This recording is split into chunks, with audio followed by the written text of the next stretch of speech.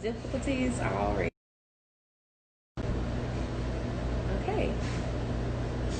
Greetings, y'all. It's Fancy, and I am the editor-in-chief of Swagger Magazine.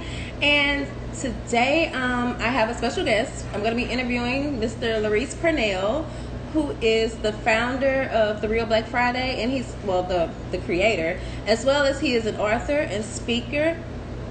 Greetings, Larese. Can you send me? Okay, I see it. Great.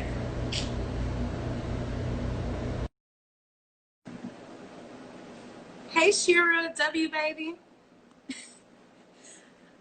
Now, I'm sorry if I'm like Russian. Hey, Larese. Look, what's happening? What's happening? Look, I was on my live. I'm like, she coming, she coming. Look. Look, oh, that's what you were saying because I was seeing the notifications and I'm like, Lord, look, I got on my the future is female tee, and I started to say like, but she will probably be late. I'm sorry, but It's how are all you good. doing? How you doing? I'm blessed, man. It's good to see you. Same here. So I know it's been 4 years, like since we talked last, and Yes. I think it'd probably be best if you introduce yourself. Tell the Okay. audience who you are as opposed Okay. to me. Okay. I know No, you've done it's a lot since then. yeah. God has been good. So my name is Larese Purnell. I am one of the managing partners of CLE Consulting Firm. We're a tax, payroll, and accounting firm right here located in downtown Cleveland. I am, very proud to be part of that organization. My partner, Meltrice, and I started that about 3.5 years ago. So the last time I seen you, I've started an accounting firm, and we're growing rapidly in this market. And, we're doing good work to be a blessing to businesses in our city, small businesses that look like me and you, that need the help to put those financial structures in place. So it's been a real, exciting journey, and we're doing a lot of work, a lot of heavy lifting, but it's a blessing. And then I'm the founder of the Real Black Friday. Can't believe it's been 7 years Wow. since I started the Real Black Friday, and that is just a online platform that helps to bring awareness to Black-owned businesses that are located here in Northeastern Ohio. We create networking opportunities, educational opportunities for these businesses. So, hey, it's been impactful, and I'm just a entrepreneur. I got multiple things happening, but very proud of what we're doing in CLE, and we've been able to make a lot of impact through this pandemic, and really be a blessing, to help stabilize some of the businesses here in our community. But I got a book, a lot going on. Just a lot going on. We're gonna talk through all that though. Okay. Well, congratulations also, because when you said that about the 3 years, 3 years after that or something, however, I was like, oh, okay. So he started this like shortly after I interviewed him then. Yeah. So now, like, is it CLE? I'm sorry, I did see the official name, but Yeah. what was the official name again? CLE Consulting Firm. Oh, okay. So that Yep. is the okay. All That's right. it. So if they go to my bio, you'll see it in there. You can click on that. But yeah, that's our firm right here in Cleveland. We actually have some clients out there in your city. So we're not just doing clients in Northeastern Ohio. So we're expanding, and it's been all good stuff. That's cool. So now, actually, because I have been seeing a lot of what you've been doing, just kind of like, bits and pieces. But I didn't realize, like, I did see, it seems like that you were doing another interview about, ways that businesses can sustain themselves throughout this time. But, like, what are some of the tips or services that you all are offering, like the advice, especially Yeah. as we're kind of shifting, going back into the reopening phase? Yeah. So one, I think again, Corona, the pandemic, COVID-19, whatever you may call it, really exposed a lot of people personally and professionally. So what I think, the first thing I want to say is, if it didn't teach you anything, it should have shown you how important relationships are. So if you're an entrepreneur, you're out there listening, a lot of people did not get access to the PPP or any of the other, governmental dollars that were out there because they didn't know who to call. So, I've been teaching that for years, over a decade now, that you have to have relationships, and that's how things happen in business. So I would say that, and then having your financial structure in place. So when I say that, if you're an entrepreneur, you got to pay your taxes. Right. All those businesses who trying to show losses got to see how that impacted, as they tried to go get dollars from the SBA, didn't really help them. So, you're trying to get the big refund. If you're 10 years in business and you've been showing, a loss every year, you probably shouldn't be in business because something's not going right. So I would say making sure you have those financial documents in place. You know what a profit and loss is. You have tax returns in place. You have a budget, for your business. So those are some things I would say financial structure is very important, especially in times like this. Wow, and that was a mouthful. And even what you said about the relationships, because I just kind of made a post about that today. Like, people often say that our relationships are a part of our key to success. That's It's right. not so much about what all you know, but a big part of it is who That's because right. oftentimes you can pull from their knowledge or just at least know who to reach out to. I also see that you got a lot of hearts, as you were just kind of making your points about those 2 tips. I see a lot of people seem to have liked that. They agreed with that. And so now that basically it seems like, I don't know if they're actually still giving out the loans right now, Yes. are they? Yes. So did you have any? Yeah, I'll Well, say I was going yes. to ask, did any of your clients receive one? Like, were they Yes. actually approved? Yeah. So we did over 100 PPPs. So, and if you need help with that process, you can call our organization because one, we don't beat you up and look down on you because that's where a lot of people are fearful when they get that long laundry list. They're intimidated by it. They're embarrassed to say, I don't know what a profit or loss is. I haven't filed my taxes in 4 years, but I've been in business 10 years. So they don't want to share that. So I would just say that you definitely want to, reach out to us because, again, we're here to be your partner. And we want to see you lift up and survive because a statement I've been making publicly is in our community, in the city of Cleveland, if we were to lose 100 businesses in our community, we only have 500. That's 20%. If other communities lose 100 businesses, that literally will be less than 1% because they have thousands in most Right. communities. So we have a bigger, we will take a bigger hit. So we want to make sure that we're sticking together, we're working together, we're educating each other, we're sharing resources, we're asking about, hey, the restaurant down the street, how are you surviving? Maybe you have a benchmark to help me. So again, as I talked earlier about relationships in this time, not only your banker, not only your insurance person, not only your accountant or your lawyer, but also your next door neighbor now becomes just as vital to making sure that, we all can be in this together and be successful. So PPPs are still happening. And some people are talking that they're going to do a second round. So if you weren't ready for the first round, you're not going to be ready for the second round. So this gives you an opportunity to get some things in order. Y'all heard that then. Yeah. Cause see, I was thinking, because initially, when they first announced those loans, everybody was like, oh, apply. Yeah. And then it was just like nothing. I don't know. It seems like I was hearing of people receiving them, like in other states or kind of like in more northern or western states, but not so much like, I didn't know of anyone within my business circle here in Baton Rouge, like they happen to have received one. So that kind of made it seem like, and then, they started making announcements as if to say that a lot of people weren't approved. We started seeing those big corporations receiving some of the loans and so on. But that just kind of, I guess for me, I just kind of lost hope in some You ways. So lost I'm hope. glad to know, that you all, for one, have had such success with that, but also to hear that there may be a possibility of another one, another round of loans to come along as well. So again, I've been in that city many times, Baton Rouge. Been now I travel down there many times to speak. So don't Really? hesitate. Oh, many times. Oh yeah. See, and So this is, and I'm look, just like, I'm shocked because I haven't known that. yeah, I've But been that's down. been how I always say, like, even though we're in Baton Rouge, our biggest audience is really in Atlanta because Baton Rouge Yeah. does not just really Oh yeah. inform us as much. Trust me, I know. You So, done sound.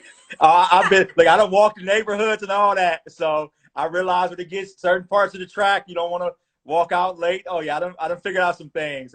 So now it's a mega church there, very historical pastor not black, Pastor Black. But very dynamic guy. He was in the civil rights movement. He brought me down there to speak a couple times, and it was amazing. Been down there a couple times. Okay, you need to let me know next time you come because I'm not even certain of the church, but you got to remember, though, I'm not originally from Baton Rouge. Okay. So that's Okay. part of the thing here. Where Okay. I oftentimes feel like an outsider with things. But so Okay. now I know you also you mentioned that you just released your book. I saw you all looks like Yeah. with tons of copies Yes. preparing for Yeah. those to be shipped out. So Yeah. tell us a little bit about that. So the book Financial Foundations is actually a re-release. The initial time I did it, it was one, I wasn't big on social media. I didn't really I stayed away from social media. People would say, "Man, you need a page." I'm like, "No, I'm not doing social media." So times have changed. But I put it out there based on the job I had at the time. Wasn't traveling a lot. But when I started the company, I started to get requests to come out on the road. And, I just felt that as I was going out, I needed something to put in people's hands that would give them real in-depth information, but be an easy read. Because one thing Mm-hmm. with financial books, most people don't get past the first chapter. Yeah. It's like in our community, I always say, it's like buying what you want, not what you need. It's the same thing for Right. read. We read the love stories, we read the things like that. But when it comes to finances, most people I say, hey, they're like, oh, I heard of that book, but they won't say they read it when it comes to finance. So I wanted to do something that was an easy read that people can pick up, maybe in one sit, actually read it, but it'd be information that's transferable. And a lot of people always say, oh, that was an easy read. It had a lot of good information. And even, I don't care what level you at, most people don't have that stuff in order. Most people don't have a will. Most people don't have enough insurance. Even if they have life insurance, they don't have enough. Most people don't have, investments. Less than 77% of our community will be ready to retire. And if we do statistics be right, less than 20% of us have over $1,000 in our savings that we do not need to pay the next bill that's upcoming. So again, it's stuff that I don't care what level. It doesn't intimidate me when I'm talking to doctors, lawyers, professional athletes, a guy who works in waste management to a guy, who works in a restaurant, at every Mm-hmm. level, in our community, unfortunately, we lack certain tools. But so that was my way to just kind of put that out. It's called Financial Foundations. And it's been doing very well. I have these. I actually don't have any more copies because, my partner and I, Meltrice and Stanley Jackson, who's a lawyer here with the Cochran Firm, Cleveland, we're going to be doing Mm-hmm. a big giveaway this week. And we're going to put out, about 100 something copies to the community, to our youth, because we really feel like it's important that we don't let them make the same mistakes we made. People Oh, always that's say fun. life has to be your biggest teacher. No, why do they have to have bad credit? Why do they have to live broke? Why do they have to file bankruptcy by the time they're 25? Why? If we can teach them and lead the way for them. So we want to educate, our young people. Sometimes at a certain age, some people are already kind of stuck in their ways. Some of them are willing to Mm-hmm. change, but we want to make sure we catch them before they make bad choices. So And just even with you saying it, it made me think about a conversation my brother and I were having, just about how it seems like within the Black community we're more often prone to your child turns 18, okay, time for you to go, but for me personally, I know I actually left on my own, but I realized after the fact what a big mistake that was. And I think that kind of that really set me off for a lot of financial failure, I guess you say. And I wanted to know your thoughts on that. Do you think that we do that too soon within the Black community, or? oh man, that's an excellent question. One, we don't start our kids credit early enough. Again, they say even from babies, we buy Jordans, other cultures buy life insurance and savings Mm-hmm. accounts. Even when we're 13, why do we not put our kids on our credit cards to make sure by the time they're 18, 19, they have an 800 score? So they built, great. But then when it comes to living at home, I get that question all the time. Should we allow our kids to live at home? And absolutely, if they're doing the right thing and they're in school or they're working hard and they're making a living, as long as we set them up for their futures and they have a plan to it, they're not just living at home, buying what they want every day, wasting money, but they actually have a plan for their future. We absolutely should. We're probably one of the only cultures that don't do that in these times. Because back in the day, we used to do that. Mm-hmm. When we look at history, but as in these times, we tend to, when we're 18, you got to go. Go to school. go to the military, go, wherever you're going to go, but you're getting out of here. But that's not the best thing to do, because let's be honest. If we look back when we were 18, mentally, were we even ready to be on our own? Definitely not. That's why I said it was a mistake for me. Yeah, Now, yeah. I So, did already have a kid by that age, but okay, it just, yeah, I should not. That was possibly one of my biggest mistakes. The kid wasn't the yeah, mistake. It was yeah. that just thinking, oh, I'm so ready. And then I remember I didn't really have much, knowledge of credit. I had been That's working for years, but I also remember, like, even now when I see people still getting caught up, like, in these payday situations, like, and of course, Congress has changed a lot with that, but I yes, still be amazed. But I went through that early on, and I yes. learned from that. That was so hard, like, to get out of. And really, I probably should have really started studying financial literacy a lot more then, That's but right. it was a gap in between. But just Yeah. when you start really looking at things from a more mature perspective, then you start realizing, like, hey, that's where the mistake was really made at right Yeah. there. And you're right. And it's nobody, even during COVID right now, you know what? I think it's teaching us all that we, as much as I respect and love the teachers at school, nobody can teach my kids like I can. So it's this Right. time, right now, in this time, that yes, they're going to go online, they're going to learn, and they're supposed to do that. But this is the time where we teach our kids, take the opportunity to teach them about finance, teach them about relationships, things that we're afraid to talk about. Either you teach them or the streets going to teach them. And I Right. made a commitment that, I don't want the streets to teach my kids about how to love, about sex, drugs, and rock and roll, like they say. I want to teach them about what to stay away from. I want to teach them about their credit. I want to teach them how to invest, how to buy their first homes at a young age. But again, that's the lesson we can teach. So in times like this, I would challenge parents listening. This is an opportunity while you have their attention to Right. engage them and talk about these important things. My kids probably can't wait for this to all be over. Like if they hear about another stock, if they hear about another IRA, I'm gonna drive them crazy. But one thing is, we all know when we were young and when we left home, they say you will return to the things that you were taught, the foundation that was put inside of you. So when they're gone off years from now, go live their lives, they'll never forget what I embedded in them during that COVID or that time when I really embedded, about financial literacy and the importance of it. So again, us as parents, we have a personal responsibility to teach. Again, even if we don't, somebody's going to teach them, but I don't know if it's going to be the right way. Right. So how are things in Cleveland? Like, have you all reopened any, or did you all Yes. ever close down?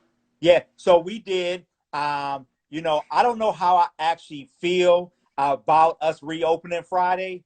So because I just be honest, and I see Nicole Cumberlander, who's a legend in this city, in the hair industry, and not even just in the city, across the state and the nation. She owns, Paul Mitchell, the school Cleveland and Columbus. Just a Mm-hmm. high, class place. But I don't know how she's gonna feel about what I'm gonna say, but I really didn't agree with hair salons and barbershops being some of the first things to open. Because in our community, you have three things in most communities. You have churches, you have salons and barbershops, and you have restaurants. Now we have clothing, we have some furniture, we have this and that, but the majority what we have in our community are those three things on almost every corner. So, without all the proper PPE, protective equipment, without Mm-hmm. all the proper safety in place, things that people aren't talking about, I don't know if that was okay for us to be, I would say, the phase one test, because that's what I felt like it Right. was. It was like, let's kind of see how that's going to go. We'll test it with that. And with that being such a large part of our community, I thought, I was hoping that if people did open, they were smart about it. They use the proper precautions and those sort of things. So we're back rolling again in Cleveland.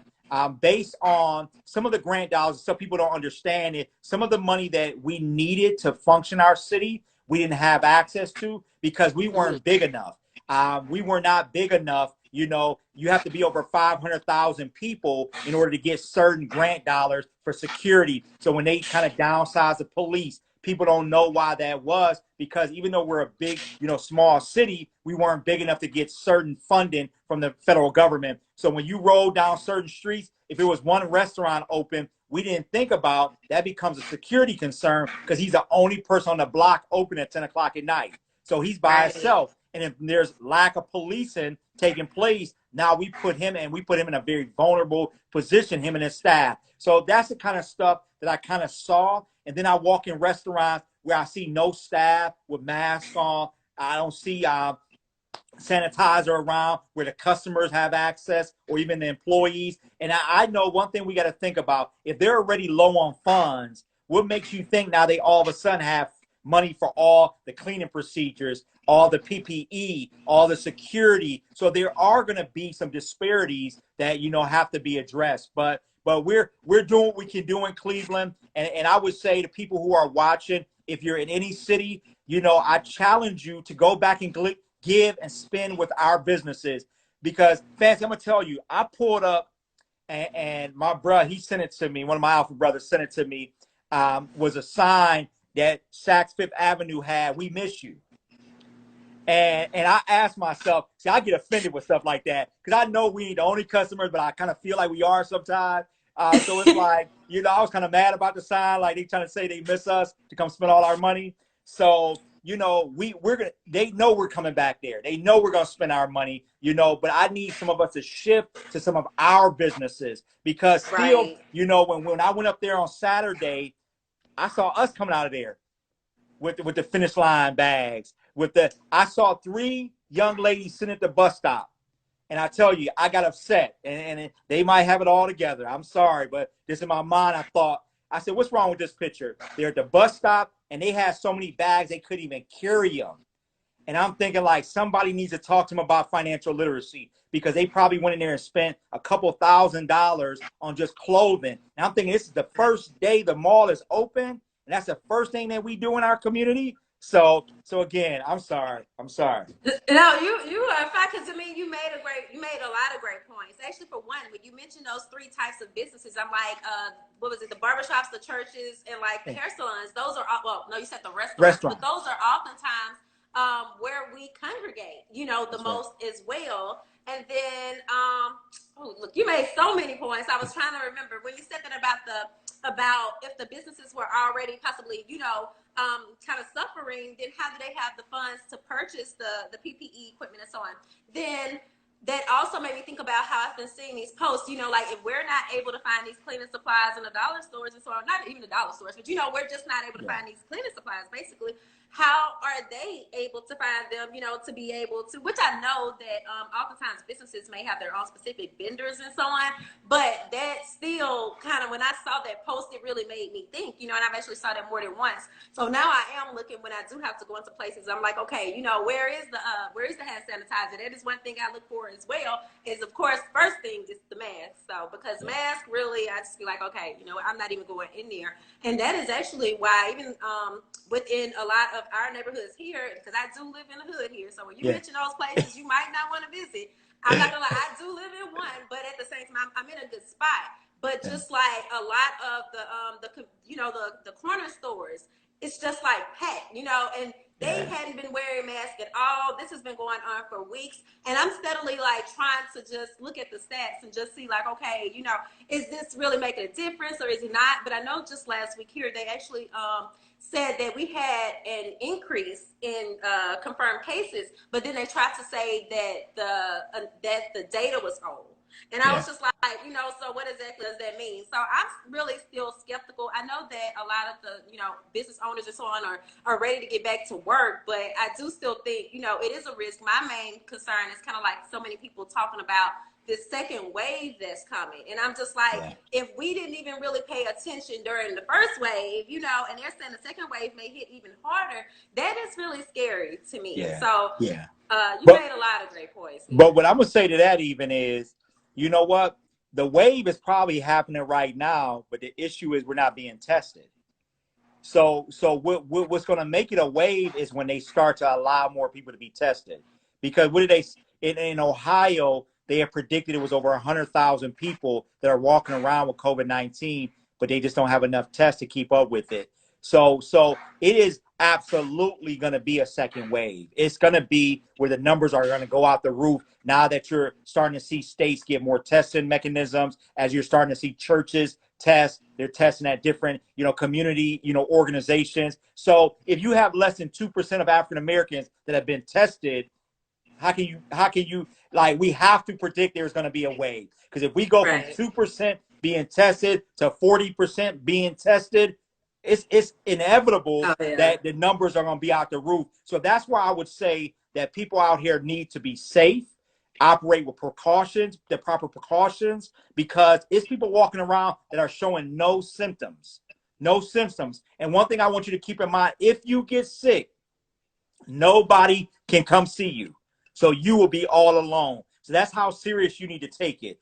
So if you get sick and you have to go be on a ventilator, you are going to be by yourself. And people right here in this city have had to talk to their loved ones on their with their last breath in their bodies over the phone. So can you imagine that feeling where someone you love has to go, because you can't make that choice whether you can go and be with them. That's not your choice to make. If they go to that hospital, they get on that respirator, it's not, well, I'm going to see them regardless. You're not getting access to them. So you lose access to a person that you love, and you literally have to watch them die on FaceTime. So that's how serious I want us to take it. And again, there's people walking around that are showing no signs of it. So the case is, you don't know who have it. So Right. again, business owners, be responsible, be respectful to that. So again, I would say support our businesses, but still, again, I was out yesterday. I was very intentional all weekend. The question I asked all of you: name me 5 Black-owned businesses that you have supported since this has started, without being your salon, because most of them were closed, in a restaurant. Who have you supported since they've been back open? And that's what I'm encouraging you to do, is to go spend money within our community. So, but again, still, if you pull up and there's 400 people there, then pull off and go online and visit them on their website. So I'm not telling you to create large crowds of people, but still, we must support. Again, I'm going to say that emphatically. If we didn't learn anything through this, if we don't take care of each other, we better not expect nobody else to take care of us. So if this didn't make us say we got to run together, we got to support one another, we got to roll together, we got to ride or die together, then I'm telling you, if this didn't teach us anything, because probably in our lifetime, Fancy, we will not see something like a COVID-19,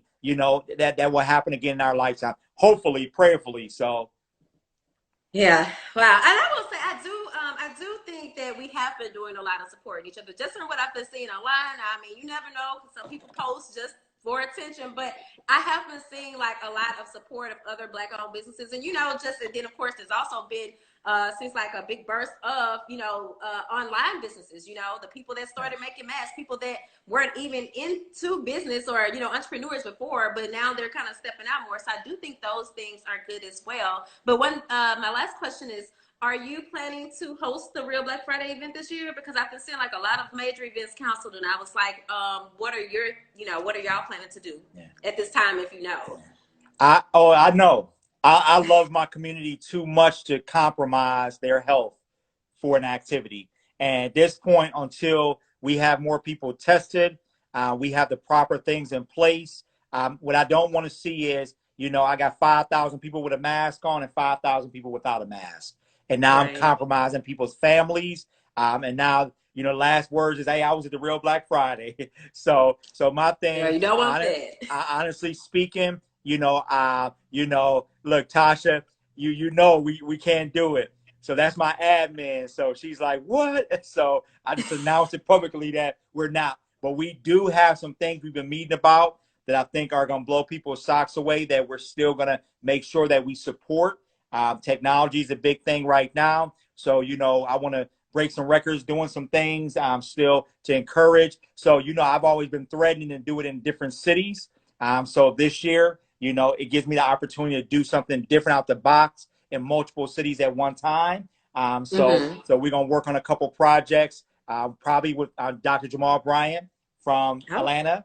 And a couple other pastors, Donnie McClurkin in New York, and then we have a pastor over there in DC. So we got about 4 or 5 major pastors that really want to impact and support our small business owners. So we're gonna do something, but it won't be a physical where I have, a big expo like I always do. Now, that hurts my heart that we can't. But right now, to be very honest with you, that's not the most important thing on my mind. My thing right. is, I don't want to see our businesses close their doors. So what I'm spending most of my time now is thinking about and asking God for vision to be able to help people continue to elevate their brands, even in times like this, and find resources and get resources to our community. So my partner and I met for a long time last night. You know, it's time to impact policy. It's time to impact things. You know, we got to think about the power that we have that we don't use. So when I say Right. we don't have PPE, why don't we have PPE? Because we up here, you know, talking about, you know, our concerns for opening our business, our concerns for, you know, our employees, but what about their safety? But if 1,000 of us got together and went down to Columbus and said we demand, just like the hospitals are demanding, that in our community, if we're phase one, that we all need PPE and we need stimulus to pay for that, then I guess what? We're voters. They would pay attention. But because we don't talk about it and we don't force anybody's hand, hey, if you didn't force my hand, why would I do it? Right? Right. And I'm just even thinking, last week I had on state rep, Michigan State Rep Sarah Anthony, and she was just talking about, she was in her photo went viral of her being escorted into the state capitol, and when she was describing like the conditions that they had to even vote in when that first occurred, when they first had the protesters outside threatening them, but she was just saying that they had like guns pointed down on them, as they were voting. But at the same time, it just made me realize, like how we need to be more in touch with, our political leaders, and just really trying to, I guess, form better relationships with them and actually utilizing them, the right way. But it also showed me like the dangers that they might be facing as well. I had never really considered that. So this has been like, a really crazy experience. I never would have imagined anything like COVID-19 in my lifetime. But, and Larese, are you still here? Y'all, are we still on? I didn't even know we had some people on. If I'm still on, can y'all let me know? I'm trying to find y'all's comments here. Oh.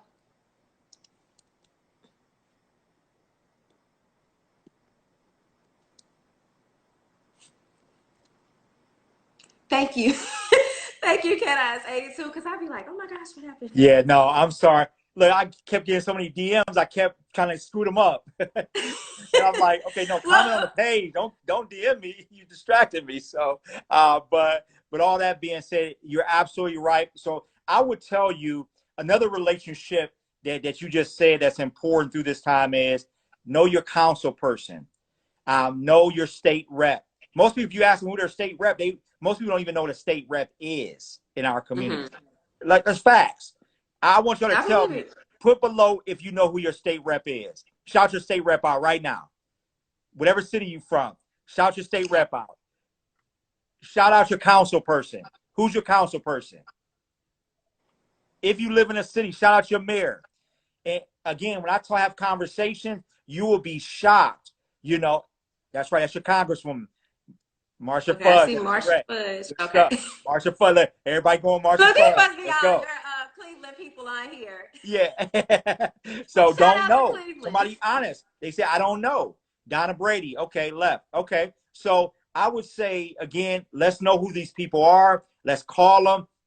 A lot of times they have resources, financial resources for business. Yes, Stephanie Howes, absolutely.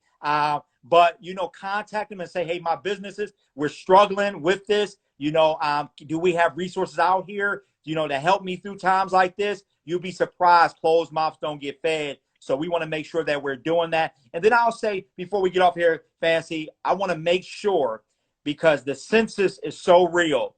Every head count in our community is worth $1,800. So that comes to your city's budget to allow for, safety, allow for education, so many factors. So if you have not filled out your census, go online and fill out your census. It literally takes minutes for you to get done. And then I would say, how many people did not vote this last go around? And sometimes I have to ask myself, do I think anything was intentional with that? Like, that's a whole nother conversation for another day. But what I want you not to do is do not miss one of the most important presidential elections, maybe in our lifetime, is going to be coming up in just a few months. And I would just tell you all, please make sure you get to the polls. Do not allow what's going on right now to change that and for you to say, oops, I forgot. Because yes, your vote matters. And again, you know, when Obama was in, we flooded the polls. And I would say, I'll just be honest, I think this next one might be even more important in that time. And if we don't do that, we could pay for generations for what's going to take place. So again, I would say get out to those polls. Please vote. Please do your census. Get your business in order. Get your finances in order. Hey, man, it's your time. Pay attention to what's going on out here. All right. And I agree totally with the voting as well. So also, I think it's important, like if we can, well, I don't know. I kind of want to say if we can physically be present to vote, I think that that's important as well, because I know right now they're talking about the online voting, and I'm just not so, you know, we have too many glitches too often at a time, seems like it, whenever it comes to those major situations. So, but then the fact that there is the whole COVID thing, that can kind of be a tricky subject. But yes, do please vote. And do please check out Larese. Larese, I appreciate you taking the time to speak with me. You know, Jermel has been wanting me to interview you again for quite some time. He better have been on here. He's just been like, and I know we've been trying to set this up for quite some time. So I appreciate you taking the time out to speak with us. And, you know, just keep doing the great work that you're doing. Thank you. Thank you. Praise God. And you keep doing your thing. Keep doing your thing. So are you close to Southern? Yeah, about 10 minutes, about 10 minutes away. Okay. So yeah, so no, but I would just say keep doing what you're doing. I appreciate the work you're doing, not just in your city, like you said, across the country. I pay attention to your guests who you've had on the last month. But keep doing your thing. Hopefully soon enough we'll have you in Cleveland, so you can come check the Real Black Friday out. Just come see what this great city has to offer as well. But I appreciate you, and hey, if you need me, I'm here. All right. Okay. Well, thank you again. Okay. And let me know next time if you happen to come back this way before then, please let us know. Well, we will. Okay. We'll talk. All right. Have a good evening. You too. All right. So thank you all for staying on, dealing with me, because I do kind of panic whenever some type of technical glitch happens. But I appreciate you all staying on throughout this. And just, you know, if you have a minute, please share. We're also going to be downloading this, and it'll go on the website as well. So if you missed any part of it, or, you know, you want to be able to just sit and watch it on your own time at a later date, then it will be available on the website at swagher.net. And I think that is everything. So again, tomorrow, though, we will be hosting the Theories and Thoughts podcast on our Facebook page. So you all can join us there as well. And that'll be Anya and I. And tomorrow we're going to be kind of discussing the Black woman, and I guess you say the image of the Black woman. So you all can chime in and join the conversation. And that's on the Swagger Facebook page. But again, thank you all for tuning in, and please, peace and blessings.